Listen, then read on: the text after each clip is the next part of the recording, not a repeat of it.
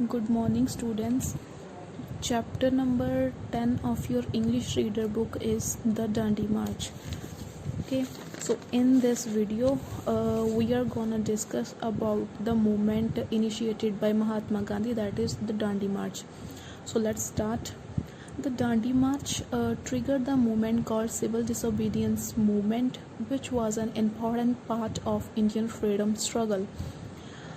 Dandi March ਕਹਿੰਦੇ ਉਹ movement ਸੀਗੀ ਜਿਹਨੇ ਟ੍ਰਿਗਰ ਕੀਤਾ, ਮਤਲਬ ਕਿਸੇ ਚੀਜ਼ ਨੂੰ ਬੂਸਟ ਕਰਨਾ, ਸਪੀਡ ਅਪ ਕਰਨਾ। ਠੀਕ ਹੈ, ਕਹਿੰਦੇ ਇਹਨੇ ਕੀ ਕੀਤਾ ਸੀਗਾ, ਡਾਂਡੀ ਮਾਰਚ ਨੇ ਬੜਾਵਾ ਦਿੱਤਾ ਇੱਕ ਵੱਡੀ ਮੂਵਮੈਂਟ ਨੂੰ ਜਿਹਦਾ ਨਾਮ ਸੀਗਾ ਸਿਵਲ ਡਿਸਓਬੀਡੀਐਂਸ ਮੂਵਮੈਂਟ। ਠੀਕ ਹੈ, ਅਤੇ ਕਹਿੰਦੇ ਇਹ ਵਾਲੀ ਮੂਵਮੈਂਟ ਜਿਹੜੀ ਸੀਗੀ ਇੰਡੀਅਨ ਫਰੀਡਮ ਸਟਰਗਲ ਦਾ ਇੱਕ ਬਹੁਤ ਹੀ ਅਹਿਮ ਹਿੱਸਾ ਸੀ। ਠੀਕ ਹੈ, the Dandi March or Salt Satyagraha was based on Gandhi's principle of non-violent protest called Satyagraha. Dandi March, in other sense we call it as a Salt Satyagraha. Salt Satyagraha, Dandi March are the same things. ਇਹ Dandi March ਅਤੇ ਸੌਲਟ ਸੱਤਿਆਗ੍ਰਹਿ ਸੀਗਾ ਜਿਹੜਾ ਕਹਿੰਦੇ ਕਿ ਇਹ ਗਾਂਧੀ ਜਿਹੜੇ ਸੀਗੇ ਉਹਨਾਂ ਪ੍ਰਿੰਸੀਪਲਸ ਦੇ ਉੱਪਰ ਆਧਾਰਿਤ ਸੀਗੇ ਜਿਨ੍ਹਾਂ ਵਿੱਚ ਦੋ ਚੀਜ਼ਾਂ ਹੁੰਦੀਆਂ ਸੀਗੀਆਂ, that is truth and the second is non violence. ਠੀਕ ਹੈ, ਇੱਕ ਤਾਂ ਉਹ ਸੱਚਾਈ ਵਿੱਚ ਵਿਸ਼ਵਾਸ ਰੱਖਦੇ ਸੀਗੇ ਅਤੇ ਦੂਸਰਾ ਨੋਨ ਵਾਇਲੈਂਸ ਯਾਨੀ ਅਹਿੰਸਾ। ਅਹਿੰਸਾ ਦਾ ਮਤਲਬ ਹੁੰਦਾ ਵਾ ਜਦੋਂ ਆਪਾਂ ਕਿਸੇ ਨਾਲ ਕੋਈ ਵੀ ਲੜਾਈ ਝਗੜਾ ਨਹੀਂ ਕਰਦੇ ਹੈਗੇ ਅਤੇ ਉਹਨੂੰ ਪੀਸਫੁਲੀ ਸੁਲਝਾਉਣ ਦੀ ਕੋਸ਼ਿਸ਼ ਕਰਦੇ ਹਾਂ। In Sanskrit, the word Satya means truth and Agraha means asking for. ਸੱਚਾਈ ਦੇ ਲਈ ਆਖਿਆ ਜਾ ਰਿਹਾ ਸੀਗਾ ਗਾਂਧੀ ਜੀ ਵੱਲੋਂ। ਠੀਕ ਹੈ, ਮਤਲਬ ਉਹ ਜੋ ਕੁਛ ਚਾਹੁੰਦੇ ਸੀਗੇ ਸੱਚਾਈ ਨਾਲ ਪ੍ਰੂਵ ਕਰਨਾ ਚਾਹੁੰਦੇ ਸੀਗੇ, and that movement is called satyagraha. It is against British salt tax in colonial India. colonial India ਦਾ ਮਤਲਬ ਹੈਗਾ ਕਿ ਜਿਹੜਾ ਭਾਰਤ ਦੇਸ਼ ਸੀਗਾ ਨਾ ਸਾਡਾ, ਉਸ ਸਮੇਂ ਇੱਕ ਕਲੋਨੀ ਬਣਿਆ ਹੋਇਆ ਸੀਗਾ। ਕਲੋਨੀ ਕਿਹਨਾਂ ਦੀ ਬਣਿਆ ਸੀਗਾ? ਅੰਗਰੇਜ਼ਾਂ ਦੀ। ਅੰਗਰੇਜ਼ ਸਟਾਰਟਿੰਗ ਵਿੱਚ ਇੱਥੇ ਵਪਾਰ ਕਰਨ ਆਏ ਸੀਗੇ, ਬਟ ਹੌਲੀ ਹੌਲੀ ਉਹਨਾਂ ਨੇ ਸਾਡੇ ਦੇਸ਼ ਦੇ ਉੱਪਰ ਪੋਲੀਟੀਕਲ ਕੰਟਰੋਲ ਕਰਨਾ ਸ਼ੁਰੂ ਕਰ ਦਿੱਤਾ ਸੀਗਾ ਇਹਨਾਂ ਨੂੰ। ਅਤੇ ਕੀ ਕੀਤਾ ਸੀਗਾ, ਹੌਲੀ ਹੌਲੀ ਹਰ ਇੱਕ ਸੋਰਸ ਦੇ ਉੱਪਰੋਂ ਆਪਣਾ ਜਿਹੜਾ ਕੰਟਰੋਲ ਕਰਦੇ ਗਏ। ਉਹਨਾਂ ਦੇ ਵਿੱਚੋਂ ਹੀ ਸੀਗਾ ਇੱਕ ਸੌਲਟ। ਠੀਕ ਹੈ, ਨਮਕ ਜਿਹੜਾ ਸੀਗਾ ਨਾ ਦੇਸ਼ ਦੇ ਵਿੱਚ ਹੀ ਪ੍ਰੋਡਿਊਸ ਹੁੰਦਾ ਸੀ, ਯਾਨੀ ਸਾਡੇ ਦੇਸ਼ ਦਾ ਹੀ ਇੱਕ ਰਿਸੋਰਸ ਸੀਗਾ ਅਤੇ ਉਹਦੇ ਉੱਪਰ ਜਿਹੜਾ ਵਾ ਭਾਰਤ ਵਾਸੀ ਸੀਗੇ ਉਹਨਾਂ ਨੂੰ ਟੈਕਸ ਦੇਣਾ ਪੈਂਦਾ ਸੀ। ਹੁਣ ਆਪਾਂ ਮਾਰਕੀਟ 'ਚੋਂ ਕੋਈ ਚੀਜ਼ ਖਰੀਦਦੇ ਹਾਂ ਨਾ, ਜਦੋਂ ਆਪਾਂ ਉਹਦੇ ਪੈਸੇ ਪੇ ਕਰਦੇ ਹਾਂ ਨਾ, ਅਤੇ ਉਹਦੇ ਵਿੱਚ ਦਾ ਟੈਕਸ ਵੀ ਇਨਕਲੂਡ ਕੀਤਾ ਜਾਂਦਾ ਵਾ। ਠੀਕ ਹੈ, ਅਤੇ ਉਹਨਾਂ ਦਾ ਕਹਿਣਾ ਇਹ ਸੀਗਾ ਕਿ ਜਦ ਕਿ ਇਹ ਚੀਜ਼ ਜਿਹੜੀ ਸਾਡੇ ਦੇਸ਼ ਦੀ ਹੀ ਆ ਅਤੇ ਇਹਦਾ ਟੈਕਸ ਆਪਾਂ ਬ੍ਰਿਟਿਸ਼ ਗਵਰਨਮੈਂਟ ਨੂੰ ਕਿਉਂ ਦਈਏ। ਉਸ ਸਮੇਂ ਭਾਰਤ ਦੀ ਸਰਕਾਰ ਨਹੀਂ ਸੀ ਰਾਜ ਕਰ ਰਹੀ ਸੀ, ਉਦੋਂ ਬ੍ਰਿਟਿਸ਼ ਗਵਰਨਮੈਂਟ ਸੀਗੀ। ਉਹ ਕਹਿ ਰਹੇ ਸੀਗੇ ਕਿ ਜਿਹੜਾ ਰਿਸੋਰਸ ਹੀ ਸਾਡਾ ਵਾ ਉਹਦਾ ਟੈਕਸ ਅਸੀਂ ਦੂਸਰੀ ਗਵਰਨਮੈਂਟ ਨੂੰ ਪੇ ਨਹੀਂ ਕਰ ਸਕਦੇ, ਅਤੇ ਇਸੇ ਕਰਕੇ ਇਨੀਸ਼ੀਏਟ ਕੀਤੀ ਗਈ ਸੀਗੀ ਡਾਂਡੀ ਮਾਰਚ ਮੂਵਮੈਂਟ। ਠੀਕ ਹੈ, the campaign began with a salt march to Dandi. ਕਹਿੰਦੇ ਡਾਂਡੀ ਜਿਹੜਾ ਜਿਸ ਜਗ੍ਹਾ ਦੇ ਉੱਪਰ ਜਾਣਾ ਸੀਗਾ, ਇਹ ਮਾਰਚ ਕਹਿੰਦੇ ਕਿ ਉਹ ਸਟਾਰਟ ਹੋ ਚੁੱਕਾ ਸੀਗਾ। ਜਿਸ ਜਗ੍ਹਾ ਜਾਣਾ ਸੀਗਾ ਉਸ ਕਰਕੇ ਇਹਨੂੰ ਕਿਹਾ ਗਿਆ ਦਾ Dandi march. On march 12th 1930 Gandhi and 78 male satyagrahis set out on foot for the coastal village of Dandi, that is in the Gujarat.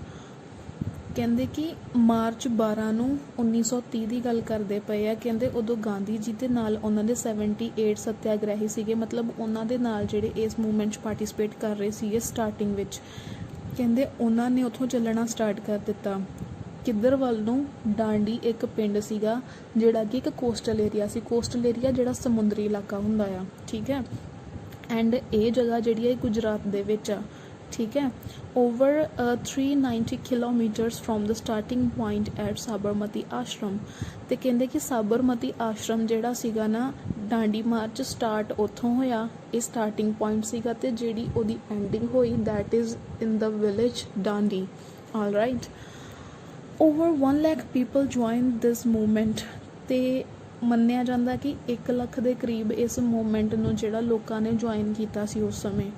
ਠੀਕ ਹੈ, first day of march of 21 kilometer ended in village of ਅਸਲਾਲੀ।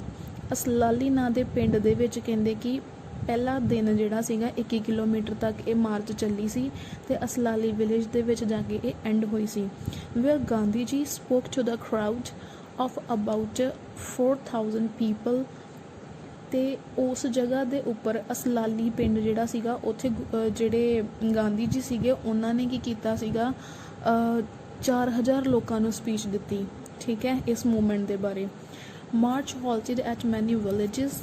Villagers welcomed them, beating drums and cymbals.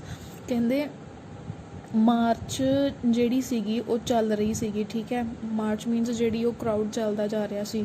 ਕਹਿੰਦੇ ਕਾਫੀ ਪਿੰਡਾਂ ਦੇ ਵਿੱਚ ਇਹ ਰੁਕੀ ਅਤੇ ਜਿਹੜੇ ਉੱਥੋਂ ਦੇ ਪਿੰਡ ਵਾਸੀ ਸੀਗੇ ਜਿੱਥੇ ਜਿੱਥੇ ਵੀ ਰੁਕਦੇ ਸੀਗੇ ਉਹ ਉਹਨਾਂ ਦਾ ਵੈਲਕਮ ਕਰਦੇ ਸੀਗੇ, ਡਰਮ ਬੀਟ ਕਰਦੇ ਸੀਗੇ। ਸਿੰਪਾਲਸ ਜਿਹੜੇ ਹੁੰਦੇ ਆ ਇਹ ਹੁੰਦੇ ਜਿਹੜੇ ਉਹ ਪਲੇਟਸ ਨਹੀਂ ਬਰਾਸ ਦੀਆਂ ਲੱਗੀਆਂ ਹੁੰਦੀਆਂ ਅਤੇ ਉੱਪਰ ਉਹ ਇੱਕ ਸਟਿੱਕ ਜਿਹਦੇ ਨਾਲ ਇੱਦਾਂ ਮਾਰਦੇ ਆ।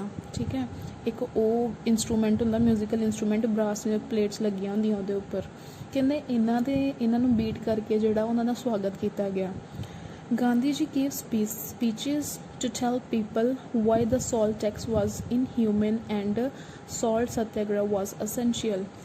ਗਾਂਧੀ ਜੀ ਨੇ ਸਪੀਚਿਸ ਮਤਲਬ ਲੋਕਾਂ ਨੂੰ ਦਿੱਤੀਆਂ। ਕਹਿੰਦੇ ਕਿ ਜਿਹੜਾ ਸਾਲਟ ਟੈਕਸ ਆ ਉਹ ਇਨਹਿਊਮਨ ਆ, ਮਤਲਬ ਇਨਸਾਨੀਅਤ ਨਹੀਂ ਇਹਦੇ 'ਚੋਂ ਨਜ਼ਰ ਆ ਰਹੀ। ਕਹਿਣ ਦਾ ਮਤਲਬ ਕਿ ਗਰੀਬ ਲੋਕਾਂ ਨੂੰ ਜਾਂ ਭਾਰਤ ਵਾਸੀਆਂ ਨੂੰ ਲੁੱਟਿਆ ਜਾ ਰਿਹਾ ਆ ਸਾਲਟ ਟੈਕਸ ਦਾ ਕਰਕੇ। ਠੀਕ ਹੈ, ਅਤੇ ਕਹਿੰਦੇ ਕਿ ਜਿਹੜੇ ਸਾਲਟ ਸੱਤਿਆਗ੍ਰਹਿ ਇਸੇ ਕਰਕੇ ਜ਼ਰੂਰੀ ਆ, ਮਤਲਬ ਇਸ ਚੀਜ਼ ਦਾ ਸਾਨੂੰ ਵਿਰੋਧ ਕਰਨਾ ਹੀ ਪੈਣਾ ਆ।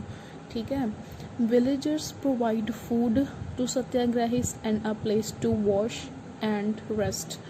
ਜਿਹੜੇ ਵਿਲੇਜਸ ਵਿੱਚ ਜਾਂਦੀ ਸੀਗੀ ਉਹ ਮੂਵਮੈਂਟ ਜਾਂ ਮਾਰਚ। ਠੀਕ ਹੈ, ਉੱਥੋਂ ਦੇ ਜਿਹੜੇ ਪਿੰਡ ਵਾਸੀ ਸੀਗੇ ਉਹਨਾਂ ਨੂੰ ਖਾਣ ਦੇ ਲਈ ਫੂਡ ਦਿੱਤਾ। ਠੀਕ ਹੈ, ਜਗ੍ਹਾ ਦਿੱਤੀ ਵਾਸ਼ ਕਰਨ ਵਾਸਤੇ ਅਤੇ ਰੈਸਟ ਕਰਨ ਵਾਸਤੇ।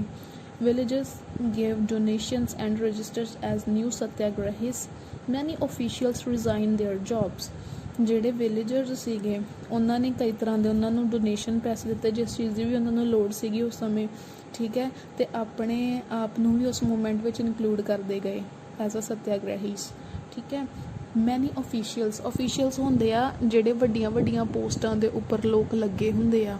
ਠੀਕ ਹੈ, ਉਸ ਸਮੇਂ ਕੀ ਹੋਇਆ ਸੀਗਾ ਜਦੋਂ ਡਾਂਡੀ ਮਾਰਚ ਸਟਾਰਟ ਕੀਤੀ ਨਾ, ਅਤੇ ਗਾਂਧੀ ਜੀ ਦੀਆਂ ਸਪੀਚਿਸ ਦੇ ਇਨਫਲੂਐਂਸ ਵਿੱਚ ਆ ਕੇ, ਉਹਨਾਂ ਦੇ ਅਸਰ ਵਿੱਚ ਆ ਕੇ ਉਹਨਾਂ ਨੂੰ ਲੱਗਾ ਕਿ ਸਾਨੂੰ ਜਿਹੜਾ ਵਾ ਬ੍ਰਿਟਿਸ਼ਰਸ ਦੇ ਨਾਲ ਜਿਹੜਾ ਕੋਆਪਰੇਸ਼ਨ ਨਹੀਂ ਕਰਨਾ ਚਾਹੀਦਾ। ਅਤੇ ਉਹਨਾਂ ਓਫੀਸ਼ੀਅਲਸ ਨੇ ਕੀ ਕੀਤਾ, ਆਪਣੀਆਂ ਜੋਬਸ ਤੋਂ ਰਿਜ਼ਾਈਨ ਦੇਣਾ ਸ਼ੁਰੂ ਕਰ ਦਿੱਤਾ ਸੀ, ਜਿਹੜੀਆਂ ਕਿ ਗੌਰਮੈਂਟ ਨੇ ਦਿੱਤੀਆਂ ਸੀ, ਬ੍ਰਿਟਿਸ਼ ਗੌਰਮੈਂਟ ਨੇ ਉਹਨਾਂ ਨੂੰ ਦਿੱਤੀਆਂ ਸੀ।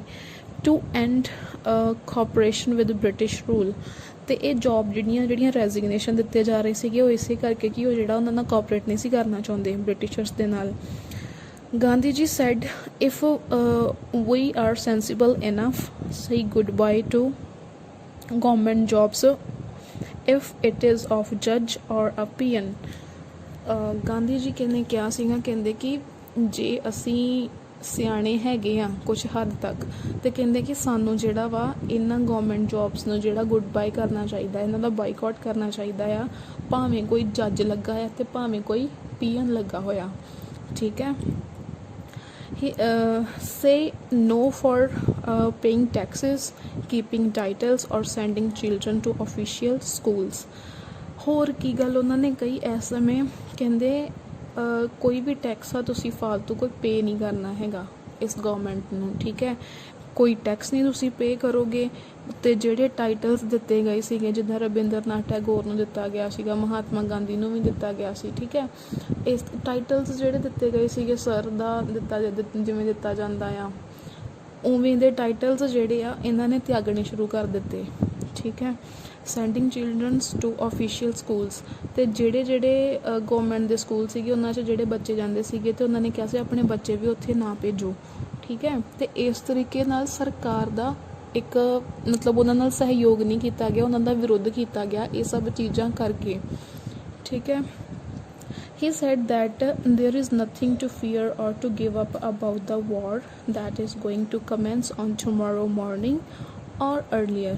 ਉਹਨਾਂ ਨੇ ਕਿਹਾ, ਕਹਿੰਦੇ ਕਿ ਜਾਂ ਕੱਲ੍ਹ ਦੀ ਸਵੇਰ ਅਤੇ ਜਾਂ ਫਿਰ ਇਸ ਤੋਂ ਵੀ ਜਲਦੀ, ਕਹਿੰਦੇ ਜਦੋਂ ਵੀ ਕਹਿੰਦੇ ਸਾਡੀ ਇਹ ਵਾਰ ਸਟਾਰਟ ਹੋਊਗੀ ਨਾ, ਕਹਿੰਦੇ ਇਹਨੂੰ ਗਿਵ ਅਪ ਨਹੀਂ ਆਪਾਂ ਕਰ ਸਕਦੇ ਅਤੇ ਨਾ ਹੀ ਇਹਦੇ ਤੋਂ ਸਾਨੂੰ ਡਰਨ ਦੀ ਲੋੜ ਆ।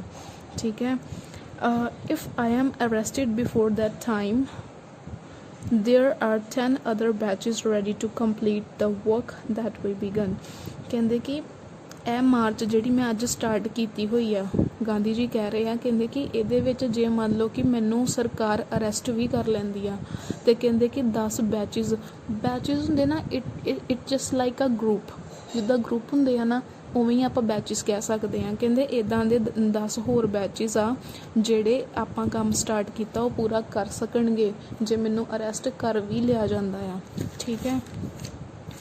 I have faith in the righteousness of our cause and the purity of our weapon। ਕਹਿੰਦੇ ਕਿ ਜੋ ਕਾਰਨ ਆ ਸਾਡੇ ਕੋਲ ਇਹ ਮਾਰਚ ਸਟਾਰਟ ਕਰਨ ਦਾ ਜਾਂ ਫਿਰ ਗਵਰਨਮੈਂਟ ਦੇ ਨਾਲ ਅਸਹਿਯੋਗ ਦੇਣ ਦਾ, ਕਹਿੰਦੇ ਕਿ ਮੈਨੂੰ ਉਹਦੇ ਵਿੱਚ ਵਿਸ਼ਵਾਸ ਆ ਅਤੇ ਮੈਨੂੰ ਉਹ ਚੀਜ਼ ਸਹੀ ਲੱਗਦੀ ਆ।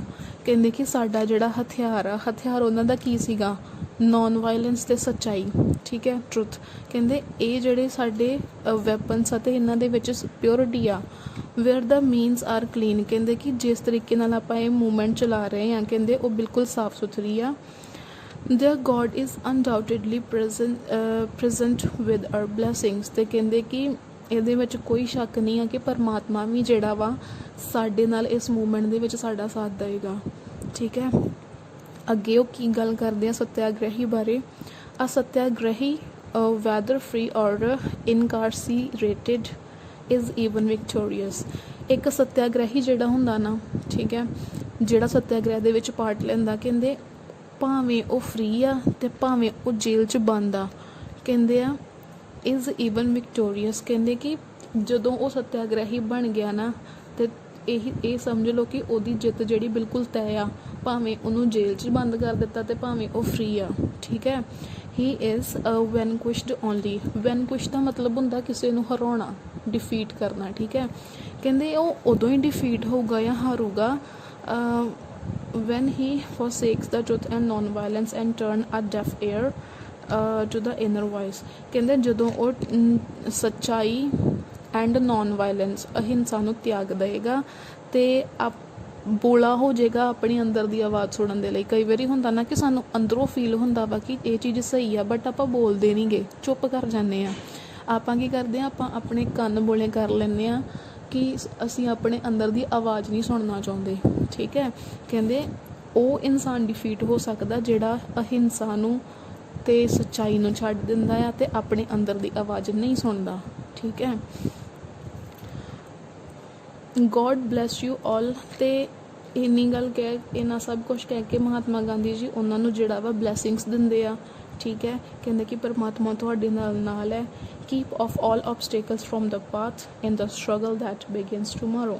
ਅਤੇ ਕਹਿੰਦੇ ਕਿ ਕੱਲ੍ਹ ਹੁਣ ਉੱਥੇ ਡਾਂਡੀ ਪਿੰਡ ਵਿੱਚ ਜਾ ਕੇ ਉਹਨਾਂ ਨੇ ਸੌਲਟ ਦਾ ਜਿਹੜਾ ਉਹ ਰੂਲ ਸੀਗਾ ਉਹਨੂੰ ਤੋੜਿਆ ਸੀਗਾ। ਠੀਕ ਹੈ। ਕਹਿੰਦੇ ਕਿ ਜਿਹੜੀ ਕੱਲ੍ਹ ਨੂੰ ਆਪਾਂ ਸਟਰਗਲ ਸਟਾਰਟ ਕਰਨੀ ਆ, ਠੀਕ ਹੈ, ਕਹਿੰਦੇ ਉਸ ਰਸਤੇ ਦੇ ਵਿੱਚ ਜਿਹੜੀਆਂ ਵੀ ਆਬਸਟੇਕਲਸ ਆ ਰਹੀਆਂ ਉਹਨਾਂ ਨੂੰ ਹਟਾ ਦਿਓ ਅਤੇ ਪਰਮਾਤਮਾ ਤੁਹਾਡੇ ਨਾਲ ਆ। ਅਤੇ ਇਹ ਚੀਜ਼ ਕਰਕੇ ਜਿਹੜਾ ਆਪਾਂ ਫੇਰ ਹੀ ਜਿਹੜਾ ਬ੍ਰਿਟਿਸ਼ ਰੂਲ ਤੋਂ ਨਿਜਾਤ ਪਾ ਸਕਦੇ ਹਾਂ। ਮਤਲਬ ਡਾਂਡੀ ਮਾਰਚ ਜਿਹੜਾ ਸੀਗਾ ਨਾ, ਡਾਂਡੀ ਮਾਰਚ ਇੱਕ ਫਸਟ ਸਟੈਪ ਸੀਗਾ ਜਿੱਥੇ ਉਹਨਾਂ ਨੇ ਸਰਕਾਰ ਨਾਲ ਕੋਆਪਰੇਸ਼ਨ ਕਰਨਾ ਬੰਦ ਕਰ ਦਿੱਤਾ ਸੀ।